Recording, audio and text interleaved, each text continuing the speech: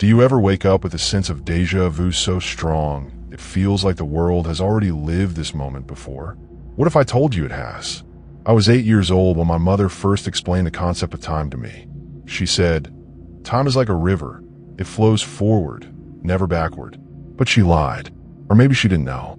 Because every night, without fail, the world ends. And every morning, it resets itself. Perfectly, seamlessly, without anyone noticing.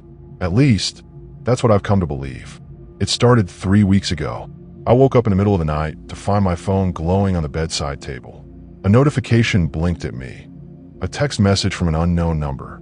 It read, "You're still here." My heart raced as I stared at the screen. Who would send that? Was it some kind of prank? I deleted the message and tried to go back to sleep, but something about those 4 words burrowed into my mind. They felt wrong, like they weren't just random words, but a warning. The next day passed uneventfully. Work was dull, traffic was terrible, and dinner tasted bland. All normal things, all forgettable.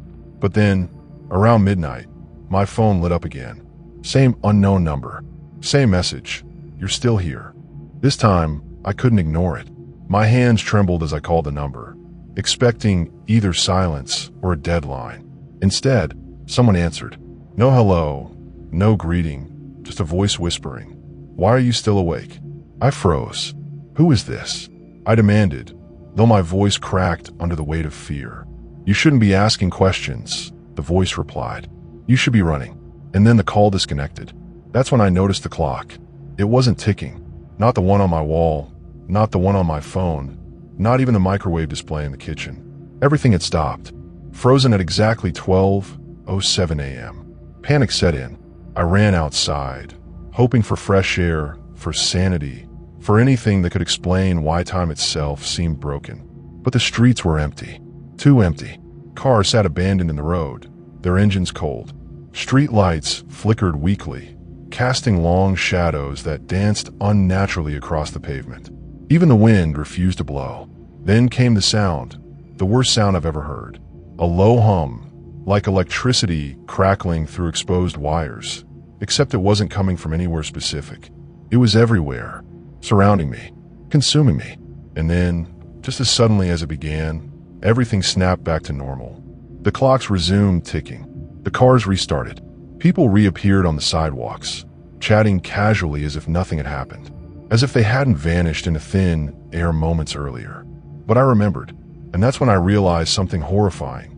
No one else did. Over the next few days, I became obsessed with finding answers. Why had the world stopped? Why had I been left behind while everyone else disappeared?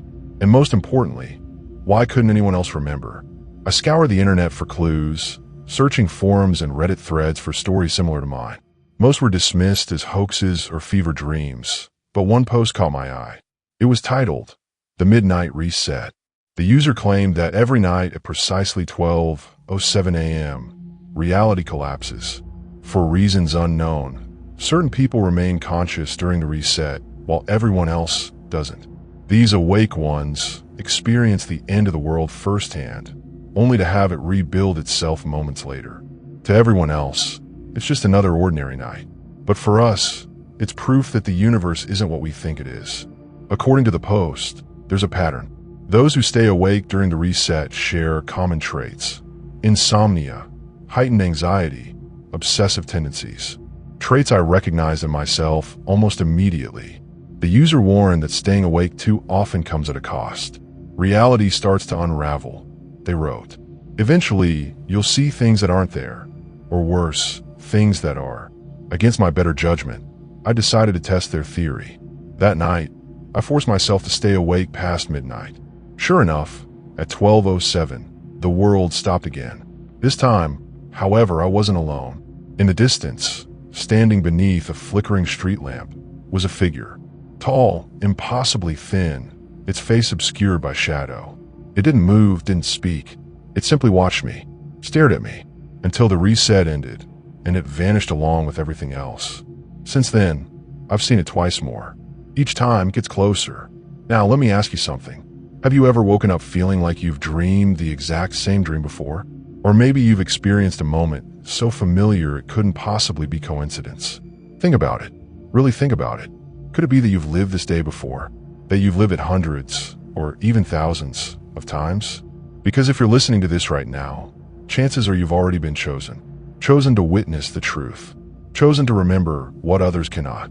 So tell me, how many resets have you survived? I didn't want to believe it. I couldn't believe it. But the evidence was piling up, and the more I resisted, the harder reality pushed back. After my third encounter with the figure under the street lamp, I started noticing changes. Subtle at first, things out of place, memories that didn't align. A childhood photograph where I swore someone extra stood in the background. A scar on my arm I couldn't remember getting. Conversations replaying word for word, like a script burned into my brain. And then there were the dreams. Vivid, unshakable visions of places I'd never been, people I'd never met. In one recurring dream, I found myself standing in an endless field of black sand beneath a blood-red sky. In the distance loomed a massive clock tower, its hands spinning wildly in reverse. Every time I approached it, the figure appeared again, closer this time, close enough for me to see its hollow eyes staring straight through me. When I woke from these dreams, I always felt heavier, as if something had latched onto me while I slept, feeding off my fear, my confusion, my very existence. But the worst part, the dreams weren't just dreams anymore. They were bleeding into real life. One morning, I woke up to find a notebook lying open on my kitchen counter. Its pages were filled with frantic scribbles, not mine, but eerily familiar all the same. Phrases like, "It knows you're awake," and "Don't trust the resets," repeated over and over, along with sketches of the figure from the street lamp. Beneath the drawings, someone had written, "Find the others." The others. The phrase sent chills down my spine. If I wasn't alone, if other people were experiencing the resets too, then maybe there was hope. Maybe together we could piece together what was happening. Or maybe they were already gone. Tracking them down wasn't easy.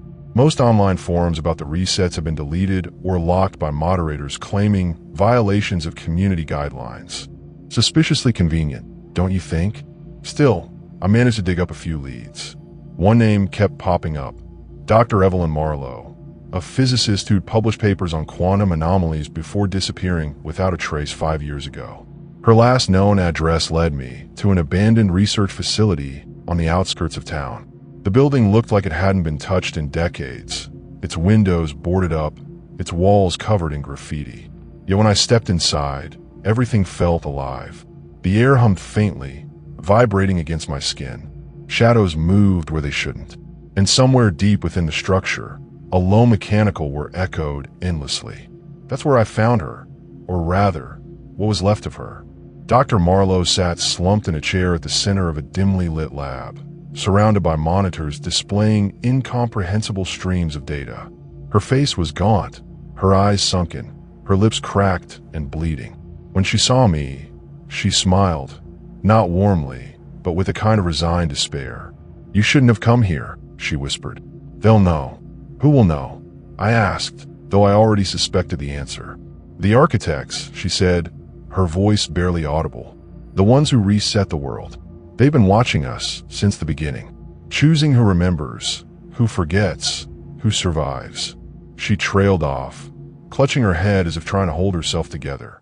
"You're not supposed to be awake. None of us are. We're glitches in their system, errors they can't erase. That's why they send him." "Him," I pressed. She pointed toward the door behind me.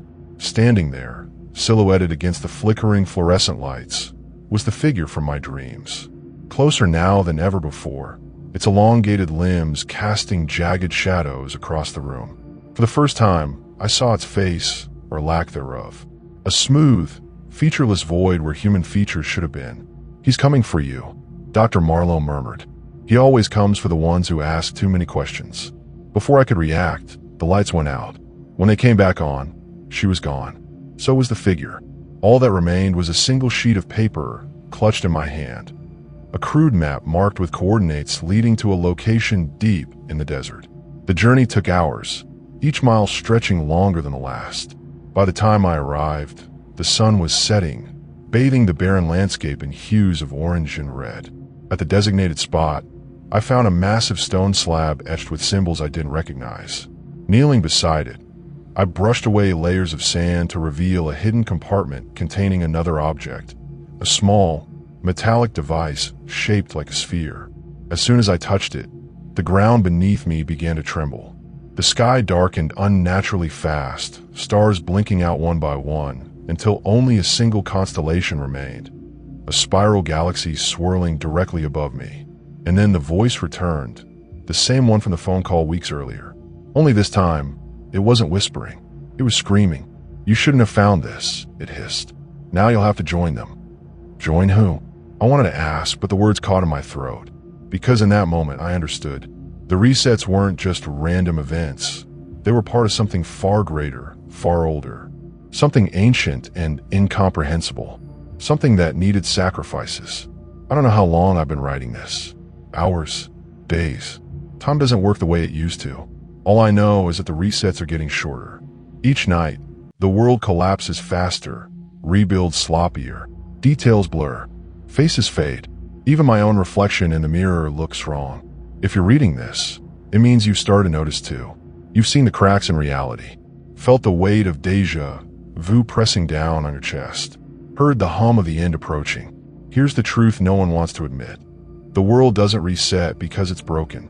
It resets because it's being rewritten, over and over, every night, erasing imperfections, smoothing out inconsistencies. And eventually, it will erase you. So tell me, how many resets do you have left?